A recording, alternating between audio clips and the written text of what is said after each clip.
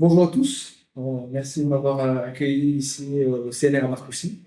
Voilà, je suis très content d'être là et de pouvoir vous poser plein de questions, de suivre un peu, de voir comment vous travaillez.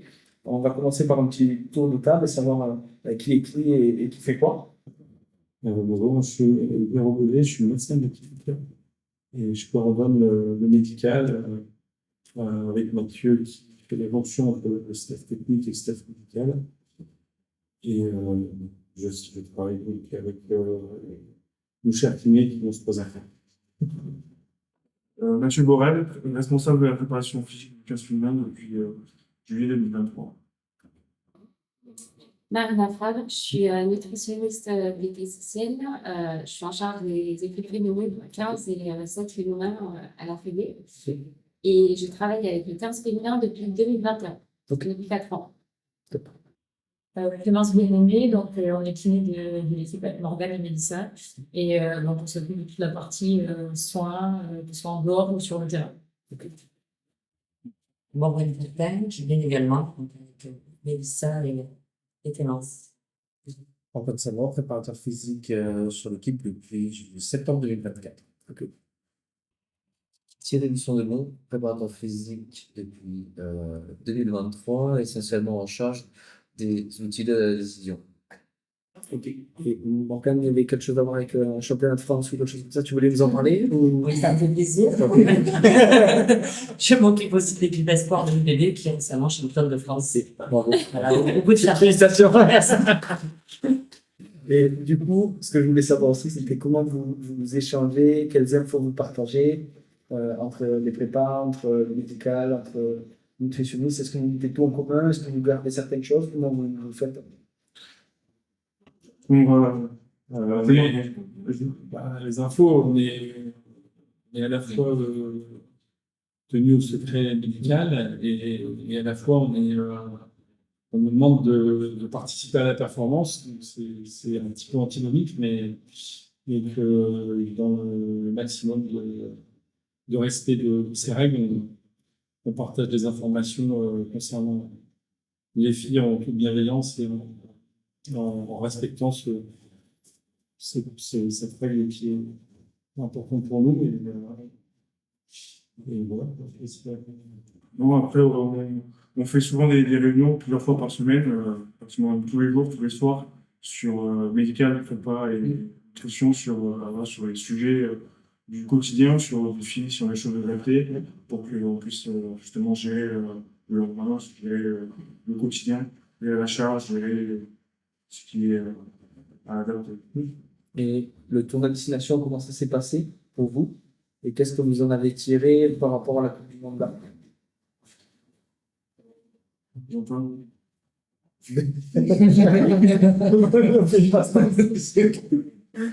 Sur le plan général. Ouais, ouais. En gros, on l'a abordé ce tournoi comme une répétition du coup générale pour la Coupe du Monde. Donc, on était le staff de la Coupe du Monde avec comme ce qui change un peu parfois, c'est le staff médical, comme elles sont pas forcément en temps plein avec l'équipe. Il y a elles sont 3 kinés qui tournent, qui ont pas toujours les mêmes. Et donc l'idée c'est le staff de la Coupe du Monde sur le tournoi. Et donc on a essayé de mettre en place tous les process justement d'échange Interpol, on va dire, qu'on va avoir à la Coupe du Monde. Après, sur les contenus, on était toujours dans cette logique, comme Mathieu l'a expliqué tout à l'heure, d'être dans la continuité des 3 ans. Et avec, comme au final, cette Coupe du Monde, on était encore un peu dans une phase de développement. Avec quand même cette envie de le gagner, le tournoi. Mais on était encore dans une phase de développement, et pour nous, et pour les filles, et pour les contenus qu'on peut leur proposer. Et donc, on est sorti plutôt content. On a encore 2-3 trucs à améliorer, mais c'était vraiment cool. Nous, on a pris ça comme un bac blanc. On a pris ça comme un bac blanc dans le sens où, que ce soit sur les process de la décision que Titi, voilà, sur notre façon de communiquer avec le médical, avec Marina, on a voulu mettre tous les process comme ce qu'on va vivre à la Coupe du Monde, notamment tester les journées types qu'on va vivre à la Coupe du Monde, des process de transport, pas mal de tous les process qu'on peut vivre, on essaie de les faire en amont, en tournoi, de les tester, justement pour voir ce qui a ajusté, pas ajusté, qu'est-ce qu'on peut optimiser pour qu'on soit le plus opérationnel possible pendant la Coupe du Monde. Et sur 3 ans, pour ceux qui sont là depuis 3 ans, qu'est-ce que vous avez changé, qu'est-ce que vous avez adapté? Parce que quand vous commencez, l'objectif, c'est la Coupe du Monde 4 ans après. Et là, qu'est-ce qui a changé au fur et à mesure des années? Je crois, Nous, déjà, un kiné, ce qui a changé, c'est par rapport à nos bilans. Dans les premières années, on les a évalués sur tout, à toutes. Ouais. Et là, par exemple, cette année, on a peaufiné, on s'est adapté par rapport aux antécédents raisons, aux problèmes, etc. Donc, c'est plus spécifique par rapport à comment on les connaît mieux maintenant. On a pu s'adapter, être plus spécifique sur les bilans kinés. Ok, donc au lieu de taper sur tout, Ouais. au final, tu tapes sur une ancienne pathologie ou là où il y a des risques entre guillemets. C'est plus facile, plus de précision et sur ce qui les concerne personnellement. Ok. Quand on est arrivé, on ne les connaissait pas trop, donc on a fait un truc un peu global. Et là, on a commencé à affiner de plus en plus en fonction des pathologies ou des gènes récurrents pour lesquels elles viennent en soins. Donc, on commence quand même à les avoir depuis un petit certain temps en soins, donc on sait quand même pourquoi elles viennent régulièrement et on essaie d'approfondir un peu plus les tests. Plutôt que de faire un tout petit peu à chacune, eh ben, on a fait vraiment très approfondi chaque joueuse quoi, sur un ou deux thèmes vraiment précis. Et sur la diète, il y a des Par la nutrition, même principe. Au début, bon, il y a des entretiens individuels et de manière générale avec chacune des joueuses.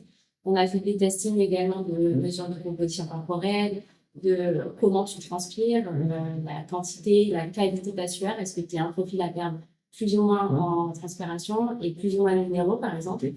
On fait des marqueurs également de profil de dégradation des protéines musculaires. Est-ce que tu as un profil en fonction de ton poste et de ton activité? Est-ce que tu dégrades plus de protéines musculaires?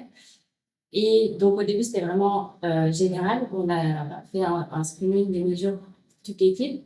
Et au fur et à mesure, maintenant, on peut plus individualiser parce qu'on connaît de manière plus précise la physiologie de chacune des joueuses sur mon domaine, sur la nutrition. Et donc, je peux cibler celles qui sont plus à même à avoir des crampes, qui transpirent beaucoup, celles qui sont plus à même à dégrader des protéines musculaires. Et donc, je peux plus individualiser les conseils en fonction de Et après, il y a toujours un travail de suivi d'évolution de la composition corporelle. Et en général, tu vois également avec des tests de performance qui nous permettent de valider un peu nos protocoles nutrition, entraînement, voir comment elles évoluent sur la performance, sur la perfection corporelle et de pouvoir adapter en fonction. Okay. Là, sur Marina, sur le dernier tournoi, on avait ciblé des filles sur les gains marginaux, notamment sur les process de mi-temps et d'avant-match, sur les recharges en glucides, Marina va en parler plus. Mais c'est pareil, on est mal plutôt sur les gains, troisième saison, sur les gains marginaux, sur des choses très précises, où on était sur les premières années sur quelque chose de très global sur l'équipe, et là on vient de plus en plus sur l'individu, sur Ouais, sur le tournoi, là, par exemple, l'idée, c'était que chacune des joueuses ait sa routine nutritionnelle. Donc, sur les premiers matchs, en fonction des entretiens que j'ai eu avec elles, des conseils que je pouvais leur donner, j'ai surtout observé ce que spontanément elles allaient faire. En fonction, il y a un gap entre l'entretien et quand tu es en situation de stress dans le match, qu'est-ce que tu fais vraiment, qu'est-ce que tu retiens et qu'est-ce que tu arrives à faire. Donc, le premier match, j'ai observé. Pour ensuite, les matchs suivants, tiens, est-ce que tu t'es rendu compte que, par exemple, à la mi-temps, tu as rien bougé, comment tu t'es senti sur le match? Et en fait, souvent, je pense pas, il y a tellement d'infos. Et donc, à partir de là, on peut travailler. Le match suivant, on a mis en place une routine à l'aide de tout le staff, parce que si des joueuses qui spontanément ne vont pas manger, on leur dit, le prochain match, tiens, l'entraînement, tu vas tester ça. Un match, tu vas le prendre. Et du coup, c'est des joueuses qui n'y pensent pas parce qu'il y a trop d'infos en match. Et donc là, on est là pour les aider et leur donner ce dont ils apprennent. Et après, on débrief. Et en fait, l'idée de ce tournoi, par exemple, sur les routines de match, c'était qu'elles avaient toute leur routine de match avec suffisamment d'apport en glucides, parce que c'est vrai, quand on est arrivé il y a 4 ans, ce qu'on pouvait voir sur les matchs, c'est que la plupart, elles ne consommaient pas assez de glucides sur le match. Donc là, on essaye de les caler sur les recommandations, autour de 60 grammes par heure de glucides, chacune, en fonction de différentes formes de glucides, selon le reste. Voilà. Dans l'idée, on a toujours des petites optimisations, mais dans l'idée, c'est après le match warm-up d'Angleterre de la Coupe du Monde, c'est que chacune ait leur routine et on est sûr qu'elles aient suffisamment de glucides et tout ce qu'il faut pour retarder au maximum la pression lactique grâce à cet aspect de la nutrition. C'est énorme. Du coup, tu vois, en entraînement, pendant le tournoi, on avait ciblé 2 entraînements qu'on avait mis en commun avec les coachs, on a décidé avec les coachs où on a simulé une mi-temps au milieu de l'entraînement, où avec les kinés, elles ont pu faire aussi leur process mi-temps, on a pu prépa et nutrition et médecin faire le process nutrition. On a même poussé le vice pour certaines filles et pour les médias qui n'étaient pas forcément habitués à ça, donc du coup sous fatigue. Le gars de la com est venu poser des questions. Des com parce que c'est quelque chose que les filles n'ont pas forcément au quotidien en club. Donc, En anglais, du coup. ça sera tout en anglais. Mais voilà, c'est le. C'est énorme. Ok. Et pour tout ce qui est utilisation des données, vous utilisez notamment le GPS pour faire un petit force vitesse aussi. Oui. Comment ça marche? Qu'est-ce que tu en tires? Qu'est-ce qu'on en tire? Déjà, effectivement, il y a plusieurs moyens, plusieurs manières d'extraire un profil de vitesse. Que ce soit le radar, que ce soit le 1080 ou le GPS. Nous, on a choisi d'utiliser le GPS parce qu'on a plusieurs contraintes. Notamment, c'est que nos joueuses, on les a qu'une petite partie de l'année en rassemblement. Le reste du temps, elles sont en club. Et nous, ça nous permet de continuer à les suivre si on le souhaite et d'avoir des mesures de profil de vitesse tout au long de l'année quand elles sont en club, parce qu'il suffit finalement d'avoir un terrain synthétique pour qu'elles puissent faire un 30, 40 ou 50 mètres. Donc, c'était une des premières raisons pour laquelle on a choisi d'utiliser le GPS pour avoir ce profil de vitesse. Et nous, ça nous permet d'avoir finalement plus d'informations que si on avait juste un 30 mètres, par exemple, pour un temps sur 30 mètres. Là, l'avantage, c'est que on a aussi beaucoup de points sur ces 30, 40 ou 50 mètres. On peut savoir est-ce qu'elle est explosive au départ ou pas, est-ce qu'elle atteint une vitesse élevée ou pas, et comment ça s'est évolué dans le temps, comment on peut jouer sur peut-être plus ces facteurs d'explosivité, puissance sur les premiers appuis ou de vitesse. Mathieu, peut-être que tu vas rajouter des choses là-dessus. Du coup, depuis 3 ans, on a processé tous les J-2, à la fin d'échauffement, on a mis comme process un profil force vitesse. Donc les filles, elles savent qu'elles ont un profil force vitesse à la fin de l'échauffement aujourd'hui, qui est induisé, on ne va pas dans les détails, mais selon la distance, selon nos besoins en termes de distance de sprint sur la semaine et d'état de fraîcheur de la fille. Musculaire et du coup elles savent que tous les J-2 elles ont ce profil force vitesse. Du coup on a un suivi longitudinal du profil force vitesse depuis 3 ans, donc on a plus de 400 données sur le profil force vitesse sur le GPS et ça nous permet aussi potentiellement quand on repart au club de demander aux prépas pour faire le profil force vitesse de les suivre aussi à distance avec ce profil. C'est vrai. Quand on est en compète, en plus de ces données-là, on a les données protégeantes. Ça, on essaie de pouvoir protéger connectés et elles sont obligées de porter aussi bien l'entraînement et pendant je pense entre autres la durée du tournoi. C'est des données supplémentaires qui sont intéressantes pour détecter les impacts, les pollutions. Et avec Mathieu et Étienne, ça nous permet de voir le type d'impact, la puissance d'impact, la charge qu'on a, la charge qu'on a. Et elle le porte aussi au club? Non, pas pour l'instant. Il y a un club actuellement qui le porte, c'est Montpellier, parce que le prépa est en train de faire une thèse justement sur contact Il a passé les machines. non, voilà. Mais ouais, du coup, le protégeant, pour nous, il a 2 impacts. Il a un rôle santé que Olivier a expliqué, et pour nous, il a aussi un rôle de charge combattue. Et sur la partie santé, on a aussi automatisé avec la DTN un rapport qui permet d'extraire toutes les vidéos des impacts élevés. Donc du coup, Olivier peut post-match, il y a des impacts à checker, on peut tous les voir. C'est des impacts élevés, une sorte de vidéo, on peut étudier l'action. Et du coup, sur la partie charge, on a suivi de la charge contact, accélération à la tête, de la tête, sur tous les enfants sur la semaine. Et ça, vous l'avez depuis quand? On a été les premiers depuis la Coupe du Monde, la dernière Coupe du Monde, ça a été à l'essai à la Coupe du Monde, c'était, j'y étais pas, mais c'était de manière, pas informelle, mais c'était pas obligatoire pour les filles, elles pouvaient le prendre, et à partir de W15, donc c'était notre première compétition ensemble, c'était obligatoire en compétition, et c'est rentré dans les procédures de chien, à partir de 2023, donc 1 an avant les leçons. Donc, il y a eu pas mal de choses qui ont évolué depuis.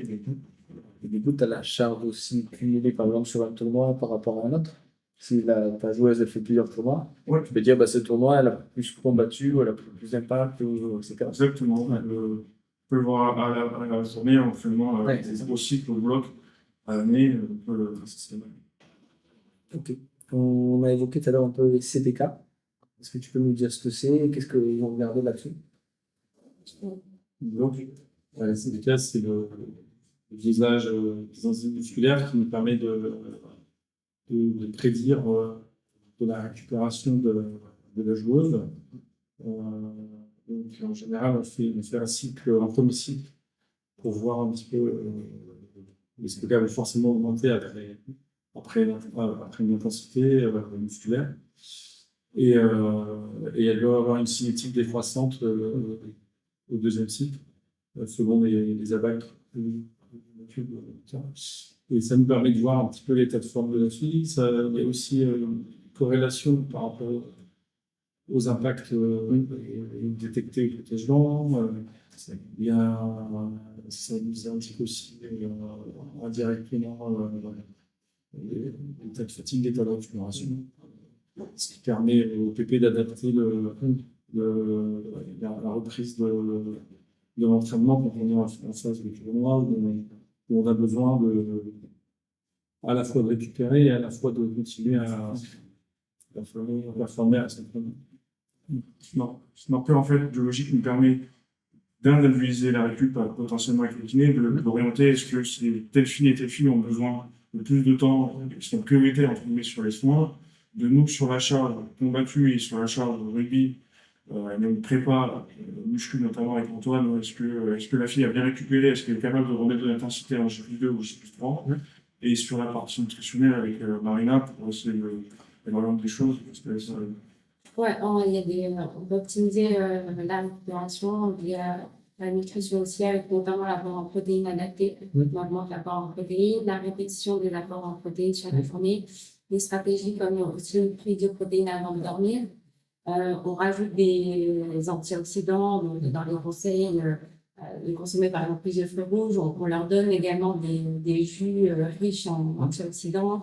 On peut également d'augmenter la consommation d'oméga 3 avec des poissons gras. Donc sur les menus, en fait, on va adapter de toute façon sur les menus. Il y a plus de top aliments récupération sur ces journées-là, post-match J+1, J+2.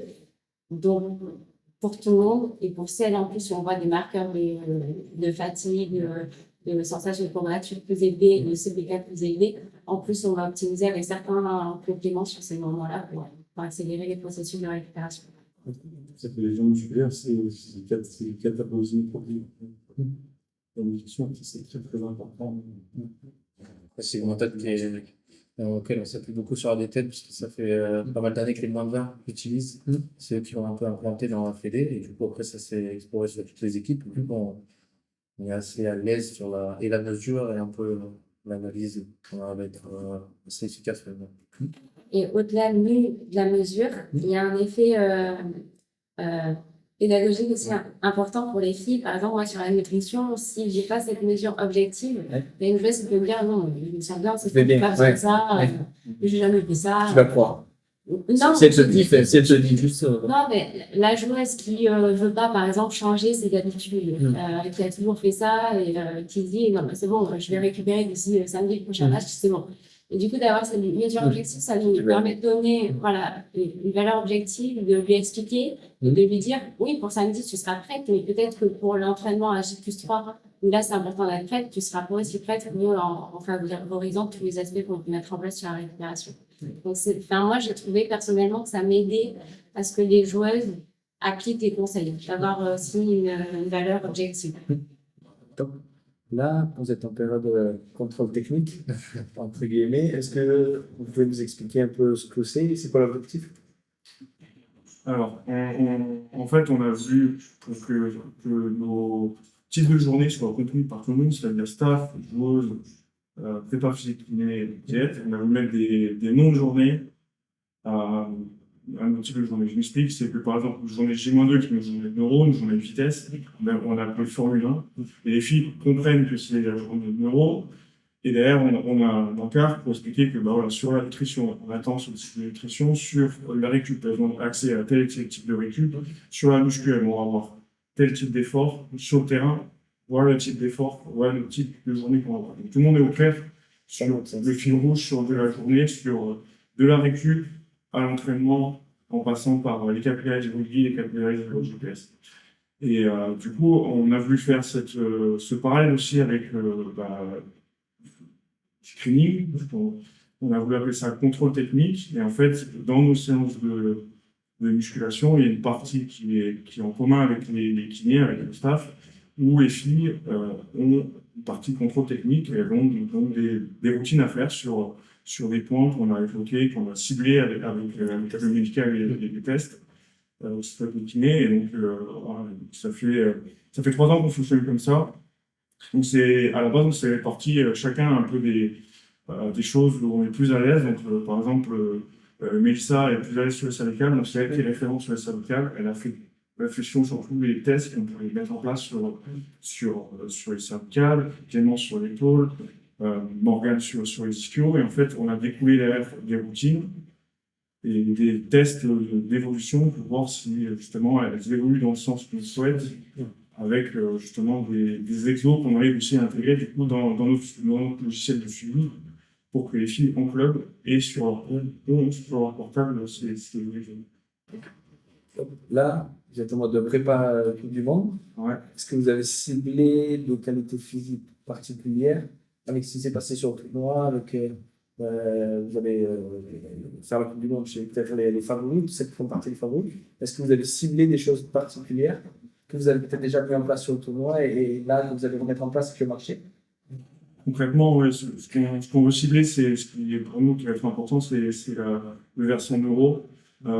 Ça fait 2 ans qu'on cible ce versant-là. Répéter, être forte, répéter les accès solides et du coup, que ce soit sur le screening et sur nous les contenus prépa, même sur le contenu rugby, on essaie d'orienter ces contenus vers ça, vers ces options d'accès fortes et de tâches. Okay. Top. C'est quoi les pathologies les plus fréquentes dans le rugby féminin? En match, on a quand même la commotion cérébrale qui revient quand même de manière récurrente. Et puis après, il y a les blessures que les filles vont se faire toutes seules, qu'on essaye de minimiser au maximum par la prépa, par les routines, donc ça, c'est des blessures intrinsèques qu'on peut éventuellement maîtriser, donc, les entorses, les disjonctions acromioclaviculaires, enfin, ça, c'est quand c'est des lignes de plaquage. Et après, il y a des blessures extrinsèques où là, on n'a pas la maîtrise du geste. On ne peut pas vraiment le prévoir, mais voilà, on gère le moment venu. Nous, notre rôle, c'est d'essayer de minimiser le blessure. Alors, les plus fréquentes, c'est surtout les entorses, les luxations, les jonctions acromioclaviculaires, les lésions musculaires aussi. Attends, il y a eu pas mal de lésions traumatiques, peut-être. Ah oui, des béquilles, ouais. Ouais, béquilles, tout ça. J'appelle les extrinsèques, c'est les béquilles, c'est tout ça. Il y a quand même pas mal de lésions traumatiques. Beaucoup de blessures sont liées au plaquage. Pas à se faire plaquer, mais à la technique de plaquage. C'est comme toi, tu plaques, tu es à risque entre guillemets. Si la plaqueuse, elle ne plaque pas du bon côté, c'est assez générateur.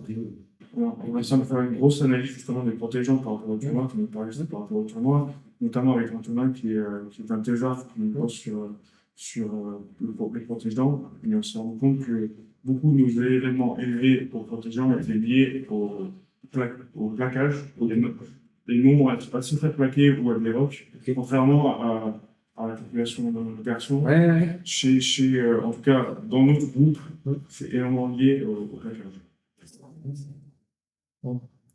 Et du coup, est-ce que vous travaillez en disant la blessure, elle arrive le plus souvent, en tout cas l'événement où ça bouge quand tu es un peu plus fort au niveau du pied, quand la joueuse elle plaque, et est-ce que vous adaptez la technique, vous travaillez la technique et tout? Et du coup, sur le tournoi, sur les entraîneurs ou en soi le renforceur local, évidemment, en même temps, les entraîneurs, tous les jours, il y avait un atelier. Alors, soit la journée s'y prêtait, donc c'était combattu de manière assez ouverte, soit c'était des situations très fermées. Mais c'est David Ortiz qui en avait la chance notamment. Il y avait un atelier de contact, encore une fois fermé, ouvert en fait, sur le genou, mais tous les jours. Et donc, du coup, les filles, elles avaient vraiment un gros focus là-dessus, un gros fil rouge. Nous, d'une manière générale, en séance, depuis que Mélissa est arrivée, on a mis un accent sur les cervicales où elle avait entre 10 et 15 minutes par séance de cervicales. Et maintenant, au tournoi, on a essayé, en y ajoutant, en gros, dans les boîtes de travail, sur les périodes de récup, de rajouter un petit exo. On peut pas se prendre une séance de 2 heures. On rajoutait des petits exos en plus de ce temps-là pour essayer d'augmenter le volume de travail sur ce versant-là. Et après, d'essayer aussi d'intégrer sur le J-2, dont on parlait même tout à l'heure, d'avoir des exos avec les entraîneurs où on fait le lien aussi en séance de muscu et puis travail de posture. Où notamment ça c'est Gaël, qui s'en occupe, où elle travaille beaucoup de posture et avec de travail de résistance, mais avec une posture souhaitée pour aussi avoir un transfert sur le terrain sur cette problématique qu'on a chez les filles. Et les égos dans le rugby féminin, comment ça se gère? Est-ce que s'il y en a qui travaillent aussi dans le rugby masculin, est-ce que c'est différent? Moi, j'avais entendu dire que les joueuses de rugby étaient beaucoup plus sensibles à l'explication. C'est-à-dire qu'à chaque fois, notamment en prépa, il fallait leur dire, ben voilà, on te fait faire ça parce que l'objectif, c'est que tu développes telle qualité, tel machin, etc. Alors que chez les garçons, il n'y avait pas forcément ce questionnement de dire à quoi ça sert. Alors que les filles étaient beaucoup plus demandeuses de pourquoi on le fait. Bah, je sais pas, mais là, tout le monde te regarde. C'est pas ta chose, c'est pour moi. Je pense que c'est sur. Alors, notre groupe, j'ai pas assez d'expérience pour avoir vu plein de groupes sur le féminin. En tout cas, notre groupe a besoin de comprendre le pourquoi, oui. Et c'est de faire de la pédagogie avec ce pourquoi, c'est important. Elles sont très demandantes du pourquoi et quand elles comprennent comment tout va bien. Donc, c'est différent, je sais pas, mais en tout cas, c'est le pourquoi et Non, je suis d'accord. C'est qu'il y a besoin de plus s'expliquer pourquoi, où est-ce qu'on va, même à plus long terme. Enfin, un garçon peut expliquer la journée, et on va faire ça, point barre. Les filles, c'est vrai qu'on va plus commencer à essayer de leur expliquer, on fait ça là maintenant, parce que plus tard, ça va peut-être faire ça. Et du coup, il faut qu'il y ait, je pense, pas forcément dans le détail, mais qu'il y ait une vision globale de pourquoi, où est-ce qu'on veut aller, et qu'est-ce qu'on met en place pour. Et je reprends l'exemple des cervicales. Je pense que quand on partagera vraiment le truc il y a un gros accent à faire là-dessus, elles vont savoir, tiens, c'est pour ça, c'est vrai, ainsi de suite. Et donc, je pense qu'elles y mettront aussi même plus d'envie de sérieux là-dedans, quoi. Mais pour un autre chose. Enfin, c'est pareil. Pour comparer les filles et les garçons vont plus avoir pas trop de questions sur les soins, en soi, plus quand est-ce que je reprends. Et les filles vont plus demander pourquoi je fais ça et pourquoi je fais pas ça. Et plus poser des questions, plus curieuses et plus questionner. Et elle pose quand même la question de quand est-ce qu'elles reprennent et après quel va être le cheminement. Après, les garçons, tu dis c'est quand. C'est quand la fin. C'est plutôt quel va être mon process de reprise, quand est-ce que je vais pouvoir reprendre ci, reprendre ça. Elles ont besoin que ce soit un petit peu carré. Cadré. Top. Merci beaucoup. Merci pour votre temps.